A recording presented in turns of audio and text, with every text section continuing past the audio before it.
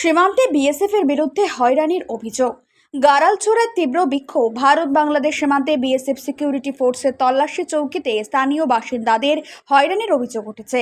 সোমবার দুপুরে দিনহাটা 2 নম্বর ব্লকে নাজিরহাট 2 নম্বর গ্রাম পঞ্চায়েতের অন্তর্গত গাড়ালছোড়া সীমান্ত গ্রামে এই অভিযোগের প্রতিবাদে ব্যাপক বিক্ষোভ প্রদর্শন করেন স্থানীয়রা। বিক্ষোভকারীদের অভিযোগ, বিএসএফ প্রতিদিন সীমান্ত এলাকায় তল্লাশির নামে বাসিন্দাদের উপর নির্যাতন চালাচ্ছে। বাজার বা অন্য কোথাও যাতায়াতের সময় তাদের সচিত্র পরিচয়পত্র দেখাতে বাধ্য করা হচ্ছে। এর আগেও এমন অভিযোগ উঠলেও এবার সরাসরি হয়রানির কথা উল্লেখ করে গ্রামবাসীরা আন্দোলনে নেমেছেন। বিক্ষোভ শুরুর আগে সকালে স্থানীয়রা বিএসএফ আধিকারিকদের সঙ্গে আলোচনায় বসেন, তবে সেই আলোচনায় সমস্যার কোনো সমাধান না হওয়ার তারা গাড়ালছোড়া সীমান্তে একত্রিত হয়ে প্রতিবাদ জানান।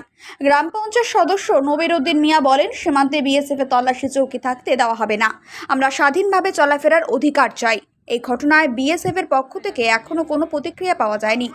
সিদ্ধান্ত, দিগলটারিতে বিএসএফ এর অফিস চেকিং পয়েন্ট থাকবে না, এন্ট্রি পয়েন্ট থাকবে না।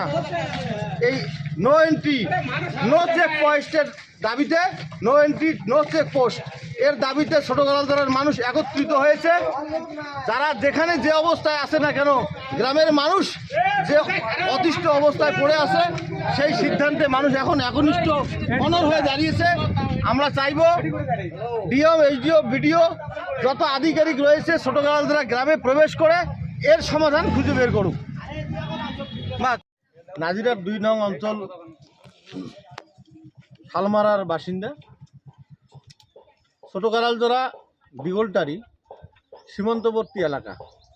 এই সীমান্তবর্তী এলাকায় গত 15 বছর 20 বছর থেকে এলাকার মানুষ দিগলটারিতে একটা চেক পয়েন্ট বিএসএফ তৈরি করে।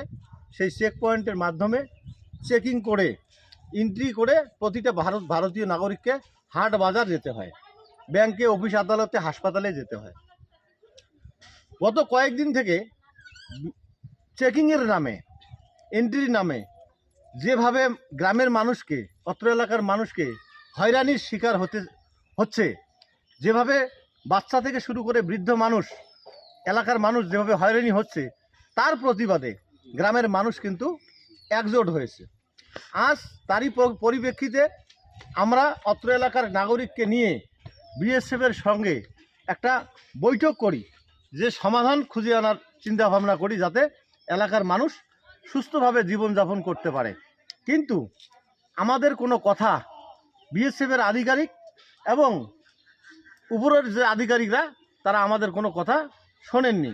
সুতরাং এলাকার মানুষ চিন্তা ভাবনা করেছে আগামীকাল সকাল 8টা থেকে ছোট গাড়ালছোড়ার সমস্ত মানুষ পথ অবরোধ করবে এবং এলাকার মানুষের যে একটাই দাবি, যে এলাকার ভারতীয় যারা নাগরিক রয়েছে তারা নো এন্ট্রি নো চেকপোস্ট, আমাদের এলাকায় কোনো চেকপোস্ট থাকবে না, কোনো এন্ট্রি থাকবে না। এই দাবিতে আমরা আগামীকাল সকাল 8টা থেকে পথ অবরোধে এলাকার মানুষ নিয়ে এ রাস্তায় থাকব। এতে এইচডিও, বিডিও, ডিএম আমরা তাদের শরণাপন্ন হব, তারা যেন আসে আমাদের অত্র এলাকার সমস্যাগুলো সমাধান করতে বাধ্য থাকে। ধন্যবাদ। আমি নবিরুদ্দিন মিয়া, নাজিরহাট 2 নং অঞ্চল পঞ্চায়েত সদস্য, ছোট গাড়ালছোড়া।